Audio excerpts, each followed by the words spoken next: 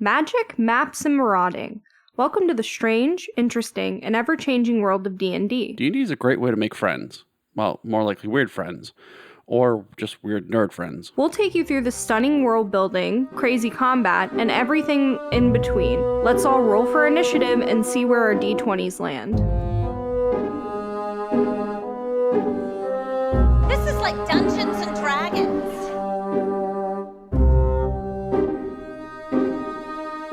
Welcome to Auspicious Autopsy, where we lovingly dissect culture, rituals, trends, and strange human behaviors.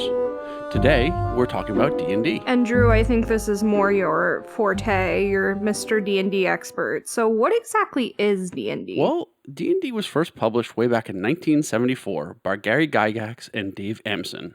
D&D is actually based on the miniature war games that use plastic miniatures that represent different characters in combat. However, D&D allows you to create your own characters instead of using military formation or rank, which is very different from what it used to be. It is played with two specific roles. There are people who play as PCs or player characters, and there are people who play as DMs or dungeon masters, who control all the NPCs or non-player characters that are in the story. So the DM and players create a story together, and to quote my good friend, the only way you play D&D well is to have everyone having a good time. The DM is typically looked at as the adversary to the players, but there's much more of a collaboration between the DM and the players. For example, during our D&D duet, where we played together as DM and player, Catherine and I made the game much more about character and world building versus combat, which made it a lot more fun for both of us. So D&D can be one of the most responsive and fun games out there. And then I don't know too much about D&D. I'm relatively new to the game. We just, in fact, got it to where we're playing with a group of people now. Instead of doing D&D Duet, which is 2 players where he was the dungeon master and I was the player character. But one of the things that I thought was super interesting are the different gods and religions D&D has. It's kind of crazy to me how an imagined world has like such nuances as religion. And then I found out that each world in D&D has a pantheon of gods. Like, so the Forgotten Realms have gods called Shan Dakhul, god of travel, and Sune, goddess of love. A Baron, which I don't know if you've heard of that, Drew. No. It's a different type of world. They like have a specific list of 9 gods representing, each one represents like daily aspects of life, like food, home, work, stuff like that. And then they have 6 banished evil spirits, which are probably the ones that I would roll with. They're pretty cool.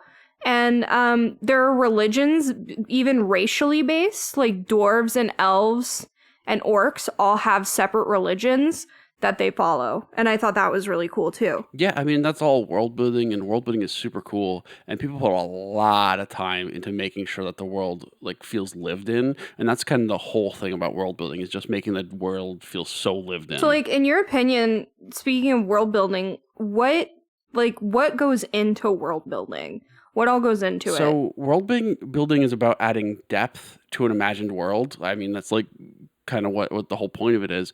So world building can be from anything like making a religion that people worship and the associated rituals. It can also be, creating interesting characters for the players to interact with, like NPCs, things like that. It could also be creating a vast and believable towns and cities that players can explore. It's just really like building around the players and just what they can kind of what they can see and what they can feel. And one of the funny things about being a DM is there's just so much that you create that players are just never going to see because they go one path or they don't follow the path that you kind of laid out for them. So like you have to plan for deviations. As a DM, if players are one thing, they're unpredictable. That's what we say as a DM, is that they're just super unpredictable. And you basically just have to, as a DM, a lot of your work goes unnoticed. And I think that's just the nature of it, where you just like have to have, all this work that the players are never going to see because they just go a different path. So it's a lot of building to things that are never going to be seen. You know? So how long does it take to create, like per session? How long does it take to like prepare? I'd say depending on the book, because the books can kind of be like hand-holdy, or they could be a little bit more like make it up yourself. So it could be anything from like, an hour to like a day, you know? And so that's why I always say remember to thank your DMs, because they put in a lot of fucking work that you don't see. Yeah, and they're the ones that make it fun. I also was going to ask, I keep seeing the term homebrew Yes. come up when I do research on this, or, when I'm looking up D&D stuff for our D&D campaign, stuff like that. So I keep seeing homebrew come up. What is that, and how long does that take to prepare for? So homebrew is that you're actually making it yourself. Like a book is great, but a homebrew means that you're taking it and saying, I want to make this myself. And so that's what you do. You make it yourself. You say, this character, you make up your own like pantheon of gods. Like the whole world. You make up the whole world. Wow. So that's like homebrewing is so involved, and I've seen a lot of people do homebrew, but like especially with like ship combat. I know people are very into ship combat, but Like on ship? yes, like combat, like ship versus ship. Oh, I've never heard of that before. That's really interesting. Yeah, people love ship combat for some reason. Do they just like the idea of being like pirates, or are the ships fighting each other? Well, it's the ships fighting each other. It's not like, I don't know. But the ships aren't like Transformers. No, it's more of like you're controlling the ship to fight another ship. It's not like you're not personifying the ship. Oh, I misunderstood. But what else about world building is like good to know? I really think I need to emphasize the fact that with world building, you're going to build a lot, and it's never going to be seen, and you just have to be okay with that. That's what a DM's life is like you're never going to see it. Like I remember we went into this one town that was like super interesting, and this person like was controlling the town and sucking everyone's happiness out, and she was the only happy person in the whole town, and we just kind of were like, nope, we don't want to deal with you, bye-bye. Oh wow, so y'all just dipped? Yeah. And your DM had like a whole like adventure planned out with that? Yes. And you just didn't do it? We just didn't do it. So what about that? Like, it's clearly a lot of work, but what about it is rewarding to you? What's so rewarding is when your players do connect with something that you've created and they love it. Because what's always funny to me is that players pick up on small things. So they'll meet an NPC and you'll be like, okay, this NPC is a throwaway NPC. And then they turn out to love that NPC and they like add it to the party, or they like meet up with them, or like want to hear more about them. And you're just like, fuck, I got to create this whole backstory to this person that I thought was a throwaway NPC. Yeah, I can see why that would be really fun, because I always like in my writing, I like to create characters. And so I guess I can kind of see where that would be really a fun thing to do and really rewarding. Yeah, it's like someone reading your book and they find great things in your book and they're like, oh, awesome, I want to read more about this, Yeah, definitely. All right. So we got any other questions for me? Oh, yeah. So something that I will perpetually have questions over, and I don't think there's any way that you can explain it to me that it'll click, but your character falls into a certain class, race, and then background. So there's like, you have to choose between like 6 or 7 classes, which is a number I'm pulling out of my ass, and then like a few races and a few different backgrounds on top of the additional backstory that your character has. Yes. Can you explain what the differences are between those things, or what those things are even? Very, very simply, because I could talk about this for hours, so I'll do this very simply. We got time. Well, I just want to say class tells you what kind of things your character is skilled in. For example, a cleric is great at healing magic and holy aspects in combat. So they're going to be, throwing out, Jesus, and then, they're going to be throwing that at enemies. And then like a ranger is much more attuned to nature, and they're going to use a bow in combat. So it's just like, it kind of dictates what you're going to be good at and what you're going to do in combat. That's interesting, because I'm an acolyte, but my rogue. So what's the difference? Like, I'm a rogue, but I'm also an acolyte. Which one is a rogue a class? Yes. Okay, that's starting to make a little more sense. So what's like race all about? Race dictates what your character is inherently good at. Now, this is kind of this has changed significantly from the beginning of D&D, because now as races you can choose what you want to put your racial traits towards. So let's just say you make an orc, or half orc, you can have them, instead of strength increase, you could have them do an intelligence increase, and therefore you make like a wizard half orc, which is like completely not what D&D originally had, because D&D had these traits that were very specific to specific characters, and so instead of like it got as bad as, if you made a woman character, they would have minus 2 strength just from the like get-go because they were women. And that's like horrible, but like that's kind of what D&D was about. Like an orc or a half orc would only be, strength oriented. So you see only half orc barbarians. So it's just like, there's a lot to D&D that has changed. That is like, I think it's changed for the better, but it's just like a very different from what it once was. Well, isn't there like also racism in D&D? Because I always choose a tiefling as my race, and apparently people are racist towards tieflings. I like that whole thing always confused me. What are kind of the more undesirable races, quote unquote, of D&D characters? Well, I would say probably like half orc, tiefling. What else? I don't know. I think if you're not human, dwarf, or elf, people are going to be racist against you. What is a half orc? Half orc. So it used to be that the story was an orc came down from. I forget where it is in the map, but basically it comes down from the top of the map, which is like a craggy cliff area, and they sexually assault someone. Oh man! During a raid, and that is how you make a half orc. Oh yeah, it's not great. That's not great. It kind of reminds me of Zeus and like how he would make a bunch of different. He had a bunch of children that were demigods. Like Hercules was one of them, probably the most famous. But he would come down as in the different form. Like once he was a horse, and he impregnated like a horse, and he impregnated a cow, and different animal and humans, to make like demigods. So it kind of reminds me of that. Yeah, except for this is like, people are pretty bad racist against orcs, because it's just like, oh, orcs are the bad guys. They're always portrayed as the bad guys. Goblins are always the bad guys. Like kobolds and kind of tieflings too are all the bad guys. So it's just like, it has this inherent kind of racial structure that it's just like not great. Okay, so correct me if I'm wrong, but aren't tieflings bad because they're associated with demons? Not demons, devils. Devils. Okay, yeah, see how complex this gets?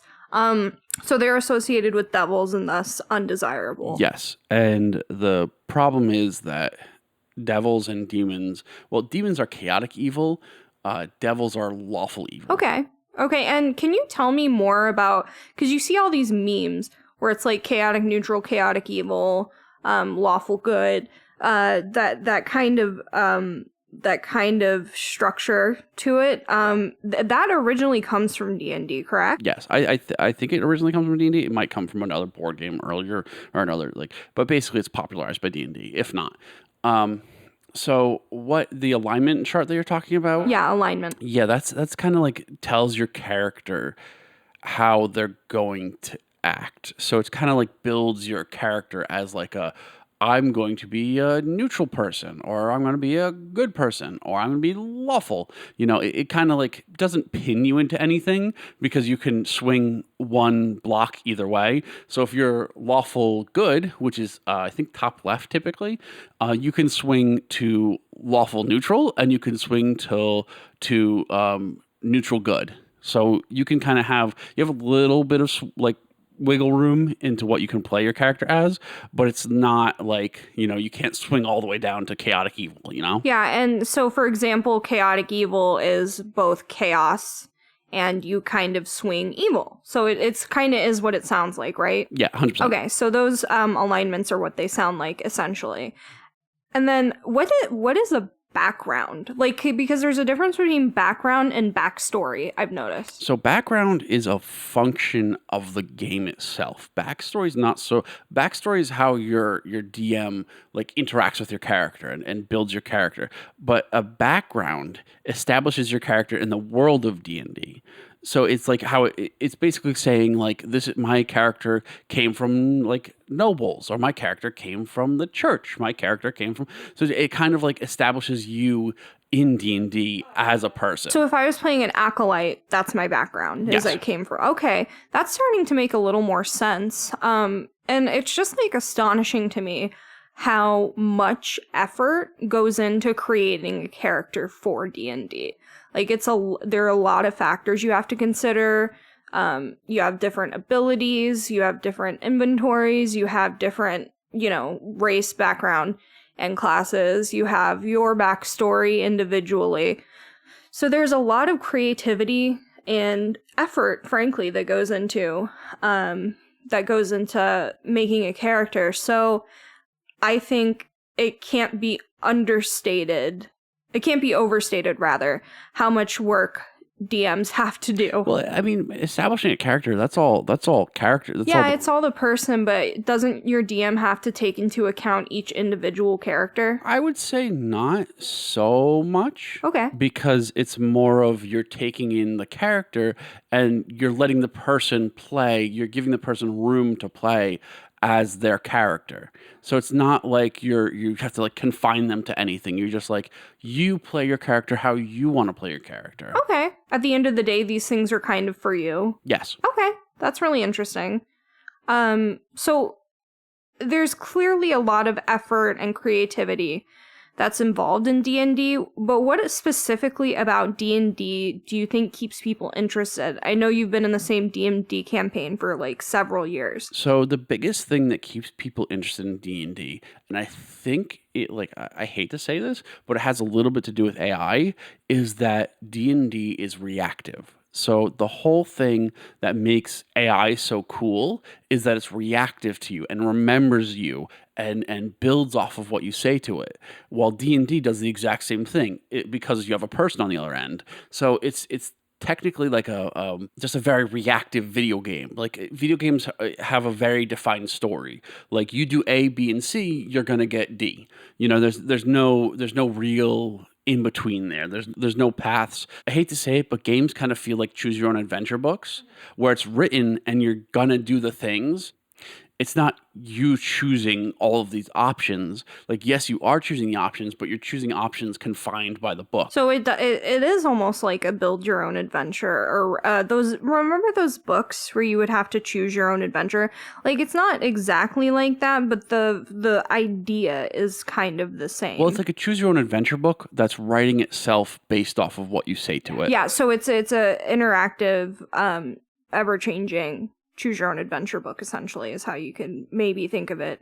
That's an interesting take, your comparison to AI, because that's not something I haven't really thought about, the connection between what's potentially interesting about AI and what's interesting about D&D as being similar things. Yeah, I mean that's what makes AI so cool, is that you say something to it and it remembers it, and because a lot of games you make decisions and those decisions don't end up impacting anything.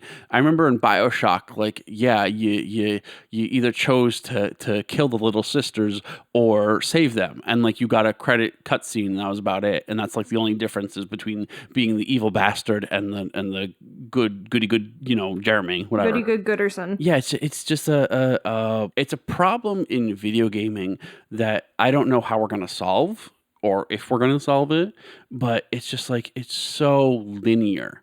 Like even open world games are very linear because there's only certain things you can do in the world. But D&D, you can do whatever you want in the world. I mean, I had a friend of mine who, I don't know, it's kind of a piece of shit thing to do, but he would rape corpses because that's what he could do in D&D. Oh, wow. It's horrible, but he had that freedom. Oh my God. Do I know this friend? Maybe. Oh, you can neither confirm nor deny. I don't want to say who it does. You have the freedom to do whatever you want. And that's the beauty of D&D, is like you have the game in the palm of your hands, and you're talking to someone who also, can change things based off of what you do. So it's a very reactive game. That's what I like about it, and that's what kind of keeps people interested in it for years, because it's always building a story. And there's also a lot of improv that goes into D&D, I feel. Yes. Where you're having to play off of each other in an imaginary scenario. and create dialogue surrounding that. So I've always liked that part of D&D too, because I struggle with being social. So it's like a way to get me outside of my box, without having to actually have it be me. It's my character. So it's almost like acting in that way. It's very much like acting, and I think improv is a big thing in D&D because you have to, to make a character fun, you have to have an interesting backstory, and you have to have an interesting, like, what makes a real character so fun to play is what makes a character fun to interact with. So it's just like, the character that I am right now is I'm a chef trying to find different recipes in the world and trying to elevate like common delicacies. And so that's like what I'm trying to do. And so that's kind of like a little, I mean, it's kind of a little out of the box, but yeah, how did you come up with that? Because I've loved it. It's just like a thing I've always wanted to play. I've also always wanted to play a wizard who, it would kind of suck, but like he isn't a good wizard, and so half of his spells or like a quarter of his spells don't work. So that would be horrible because he wastes a spell slot. But I just always wanted to play that. Anyway, yeah, I just came up with that character because it was like I would like to have this character in my story. So I was like, I'll make this character. Nice. Yeah, I really like your Chefy boy though. Yeah, Chefy boy's good. Chefy boy's great. Why do you think D&D exists? Like, how do you think it came about, or what's its function? Like, why does it exist? What's the why behind it? I think it was people saw war miniatures and said, that's kind of fun, but I'd like to be one of those guys and not, a unit or a squad.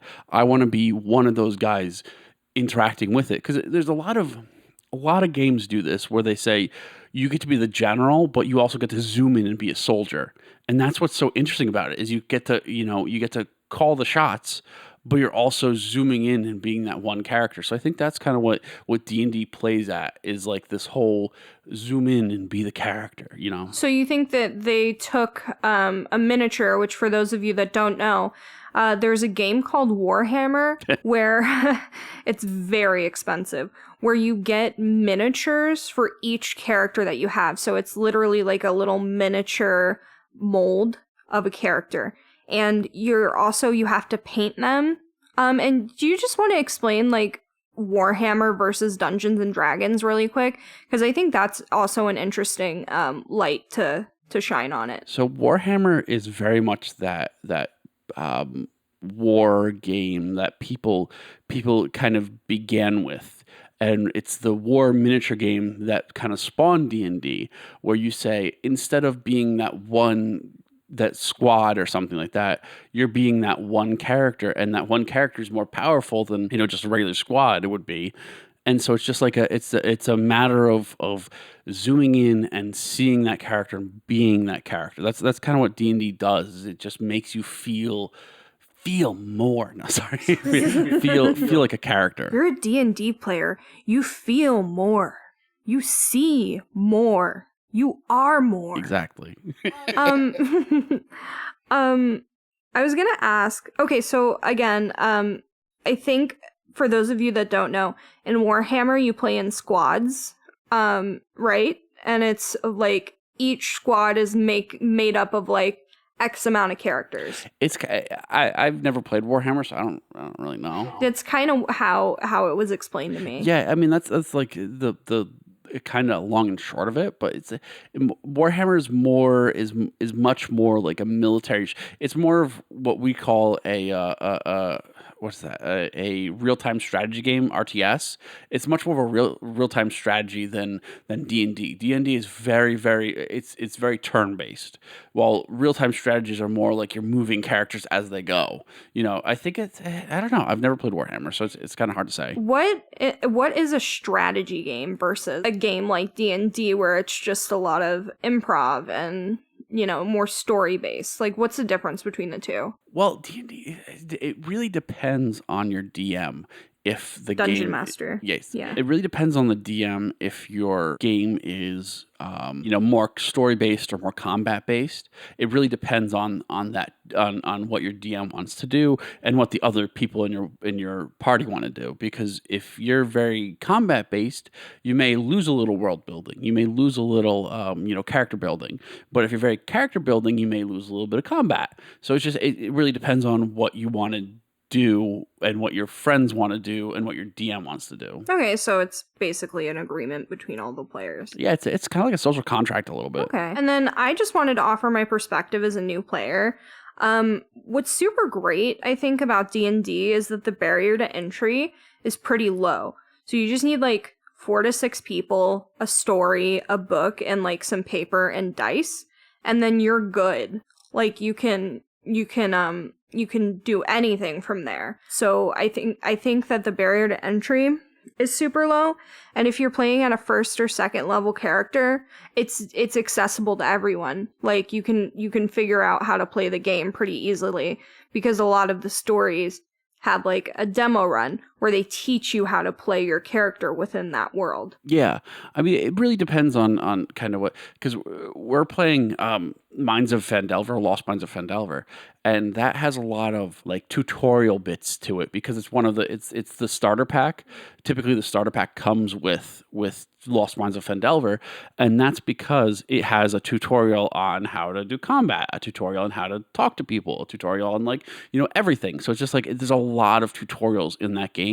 So it's like it kind of like explains the game to you without really like saying this is a tutorial, Yeah. There are also like with a good DM, you can feel welcome playing the game even if you have no experience. And how are some ways that you as a DM would make a new character or a new person feel welcome? Well, it really depends on the person because you have to get the vibe from the party itself. Like the duet is fantastic if you want to have a really close relationship with the person because it's just like you have to know them in and out to like tailor the story to them, but it also allows you to really tailor the story to the person that you're playing with. So the duet is fantastic for that. But when you have a party, you kind of have to like gauge the room. You have to read the room a little bit as a DM.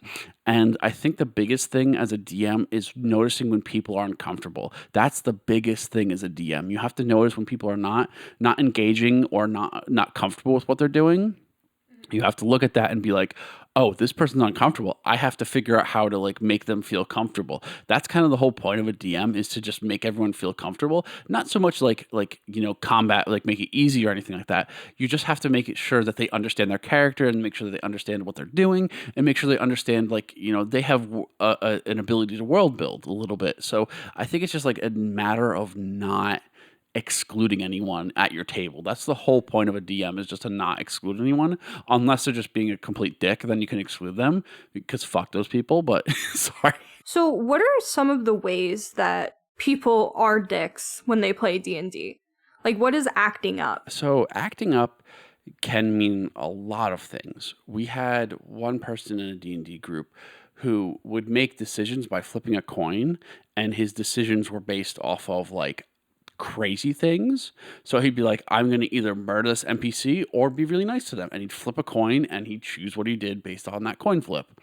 And so that was kind of a dick move because a lot of the times the coin landed on murder the person, and that kind of ruins the whole group. Like that ruins the whole story for the whole group because like you kill an NPC. If one person in your party starts combat, you all kind of have to join in. And so it's just like, oh, you turned a whole town against you? Great. Now that dick character just ruined a whole town. Yeah, and then the whole party has to adjust around that. Yes. Like it's very much kind of hijacking the game. Oh God. I've read so many like stories on like what is it, like RPG hell or something on Reddit, and there's just so many people who they either think they're too important for the party, and so they think their character is the main character, which sucks because that's pulling everyone's character out of it, and then there's people who like are just dicks by being like transphobic or homophobic or horrible people. Yeah, okay, so there's many different ways you can be a dick. Yes. Do you have any good stories?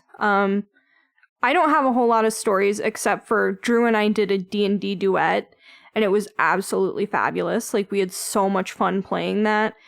because he was DMing for me. So you'd create these stories, these plot lines, and these NPCs for me. And an NPC is a non-player character. So it is a character that is just a kind of ancillary to the story. It helps with context. It was just so much fun. Like, you know, we were trying to find a vampire that killed my friend, ran into a haunted house and things like that. So you can really, like, he knows I like spooky stuff. So you can really tailor the game to the person if you know them really well. Yeah, and I think the best part, thank you, by the way, that means a lot. But I think what was so good about that duet was the fact that I knew you wouldn't like combat that much, and so I didn't make it combat heavy. I made it, you know, so there's like ways out of things. So like instead of, you know, killing the guy, you could talk to the guy, you know, figure things out, you know, and that was more fun for you because instead of just like, oh, murder the guy, roll for initiative, it was just like, oh, great, you know, we're gonna talk to this person, see if we can, you know, bribe them or negotiate with them. So it was just a lot of fun. Rolling for initiative is when you roll your dice to see whether your player is going to engage in combat, right? So rolling for initiative means, because combat in D&D is supposed to take place all at the same time. And so what happens with initiative is it says, like, let's just say you have a +2 to initiative. You roll a 16 and that makes it an 18. That means your character is going to go at the, like, kind of towards the beginning of combat. And then if you roll terribly, which I often do, you end up being later in combat. So that means your action takes place later in the combat order. Okay, that makes sense. But yeah, do you have any like cool stories? My favorite story was we were in a so this is another D&D campaign that took place in Exandria, which is a not the normal D&D. I think it's based off of Critical Role. So it's a different world. A different world, yes. And so we were in a ruins of the old world in Exandria, and there are all these zombies just pouring out of everywhere. And so we had one character who could stealth and be invisible, and he ran up. I had a pistol at the time, so it's like my character had a pistol. I gave him the pistol, and what he did was he ran up, got to a spot where you know the zombies couldn't cross, fired the pistol, and all the zombies ran towards him, and the rest of the party was able to escape that way. Oh, that's funny. Yeah, he sacrificial lamb. Kind of, but he was also in a part where like the zombies just couldn't get to him. Yeah, I think D&D is like the maker of inside jokes between friends. Oh, it so is? Yeah. Why do you think that is? I think because it's a shared story that you're all telling. It's not like a single thing, you know, I think inside jokes have power because power, brother. I think inside jokes have power because they really connect you to a moment in time that was funny. While D&D has so many moments in time that are funny because it offers, you know, I think it rewards creativity because creativity gets rewarded through inspiration. Inspiration being the DM awards inspiration, and says, if you acted well, or you came up with something smart, or you thought of something new, they give you inspiration, which allows you to re-roll a d20. So anytime you do something, you roll a d20, and so inspiration allows you to re-roll that as for free. And so you only get one inspiration spot, and you get to use it, or you just like you keep getting it if you want to. Anyway, the whole point of inspiration is that you get to it's a reward for playing well. Okay. And then that brings me to dice. So a D20 is a 20-sided dice. Yes. So it has numbers 1 through 20 on it. But for those of you that don't know, what struck me and what I found really cool, you can get so many types of dice. You get metal dice, you can get resin dice, but they even have mine has eyeballs in it that turn and face you when you're rolling. You can get crazy dice. Yeah, it's a form of self-expression having dice. Yes, it's a way to express yourself within the game. Yeah, but it's like a little bit of a meta way to express yourself because it's not like to your character or anything like that. It doesn't add to your character so much. I mean, it kind of does, but it doesn't add anything to the game. It doesn't make it easier to play, but it's just a way to express yourself as it's like a cosmetic. Yeah, it's like a really fun accessory. Exactly. That helps you express yourself. But just you go into a game store and just the amount of dice you can purchase in all different colors. They're all the same shapes. You get, a 6-sided dice, an 8-sided dice, a 20-sided dice. You don't get a regular dice, do you? 6-sided? Yeah, you do. Is that what regular dice are? I'm so embarrassed. 6-sided dice are regular dice. It's so embarrassing. But yeah, you can get crazy dice. So if you're ever at like a game store, just take a look at the Dungeons and Dragons dice. And you'll be surprised at how much variety they're in, because they're kind of also a badge of honor for people playing D&D. Oh yeah. Yeah, so it's an accessory that you can really, invest a lot of money into. There's not a classism to it. It's not haves versus have-nots type of thing, but it's just a fun way to express yourself if you can afford it. Yeah, definitely. So how do you feel about combat-heavy D&D versus story-heavy D&D? Okay, I hate combat-heavy D&D. I hate it. I don't fucking like it. Because all you're doing is essentially you're rolling and being like, I got this number. Do I get to hit the goblin? Like, I don't fuck with that. Because you don't have to think about it creatively. It's just very rote, very numbers based on dice, like amount of damage you do, etc. Like it's not, there's no room for creative interpretation in combat. There's very little room. I wouldn't say there's none, because you can pick a different spell, or you can kind of think of ways to confuse your opponent and stuff like that. But it's just not, it's not as good as story-heavy D&D, where you're interacting with NPCs, you're interacting with people in the town, you're interacting with your fellow players, and so story is just, I think as humans we're wired for story, and that's another reason why I think Warhammer is not as popular as D&D, is because it's all very much rules of the game, clean cut. Like, you can do this, you can't do this, and you don't really have to think too much about it creatively. So, my counterpoint to that was last night, actually. With my D&D group, we had a combat where it wasn't actually combat. We were doing a drag show. Oh. And we had to fight, quote unquote, fight the other people on the stage. And how we did that was using different moves and different attacks and things like that. But it was just, we were trying to impress the crowd, and that was our victory condition. And so our combat was like, I used prestidigitation to create sparks around all of our characters and make a beautiful entrance for us. And that helped us, win the crowd. And then we had one of our characters who's an Aasimar, which is an angel in D&D, deploy their wings and fly around the crowd. That got the crowd on our side. One of our D&D characters, who's a Goliath, grew in size. So he became a large character and just posed for the audience. That helped us win. So it was just all this thinking outside the box of how you could use your spells to impress an audience, which is super cool. It was super duper fun, but it was like a level of creativity that I didn't get. I mean, that's not very common in combat. I'm not going to say it's it's kind of the exception to the rule, but I just think that's what combat could be. Yeah.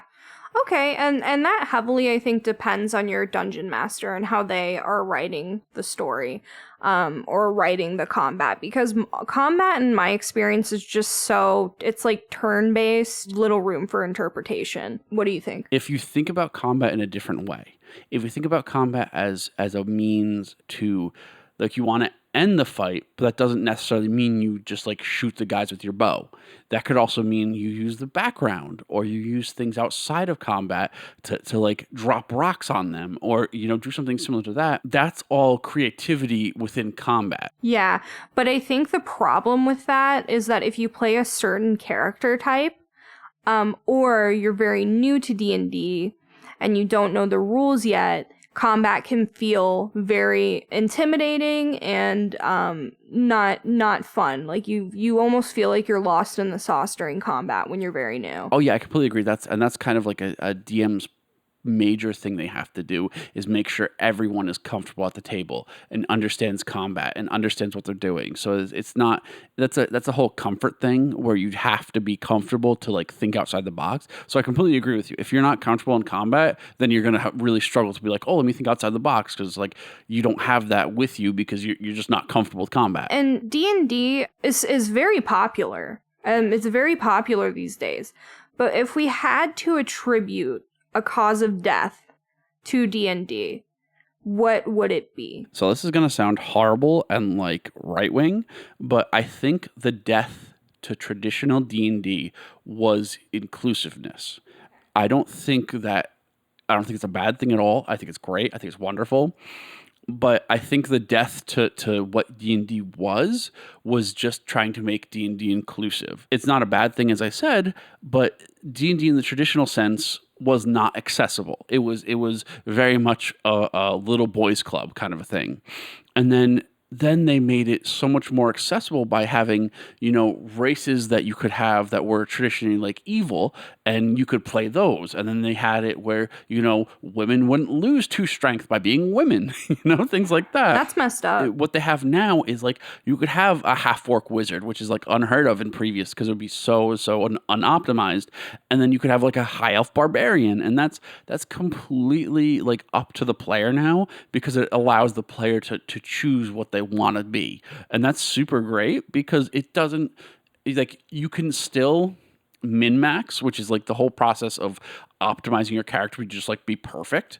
You can min-max with a character, but you don't have to be locked into a barbarian if you play a half orc. You can be so much more than that because you can change what racial trait you get, like what aspect of your racial trait is applied to whatever you want in your character. So I think inclusiveness killed like traditional D&D, but I definitely don't think that's a bad thing at all. I think it's a great thing because I think the more you add people and new thoughts and new patterns to D&D and things like that, it's just better. It's just better because you want to have representation in a fantasy world because it is a fantasy world. It's not like, it's not like the real world. So you want to have better representation in a fantasy world because then everyone could enjoy. I just think that makes it so much better. Yeah. And I will say it's become much more mainstream and commercialized. Which kind of, like with anything that's become commercialized, it loses some of its original charm, but I think D&D has gained so much by making it so much more customizable and including everybody. Well, I think it's, I don't know why my brain thought of this, but I think it's kind of a little like Peter Pan, where before, like, we watched Peter Pan recently and it was not good. It was terribly racist. It's so racist. It's so, like, I cannot stress this enough. If you haven't watched Peter Pan since you were a child, go watch it or don't. It's terrible. And so I think by having it be commercialized and D&D, be commercialized and kind of brought to the mainstream, is it kind of let everyone enjoy this fantasy world versus letting only a select few enjoy the fantasy world. Okay, that makes sense. And I agree with you completely. And then how dead is D&D? I would think it's 0 scalpels dead. Yeah, I'd say 0 or 1 scalpels dead. I think out of 10, I think it's still pretty very much alive, actually. Yeah, and it's such a fun game, and I encourage anybody who hasn't played it to give it a shot. Even if you don't, I didn't think it was something I would be into, but I'm very into it. So give it a shot. I think it's a really cool game, and I think it's really fun. Yeah, it's really fun. If you can find a DM or be a DM, either one. It's wonderful. It's a lot of work, but wonderful. So our next episode, we are talking about astrology. So, like, what's so interesting about it? And is it just for the girlies? I mean, come on. Yeah, we're going to discuss whether it's for the girlies or whether it can be for the men. Yeah, it could be for the mensies. The mensies. Mensies. So, please comment if you have any other suggestions for our topics. We'd love to hear from you. And, you can find us on YouTube. You can find us on anywhere you get a podcast. You can find us basically anywhere. Under your pillow. Under your pillow. We'll give you little sweet kisses. Yeah, so that's it. We love you. We love you. Bye. Bye-bye.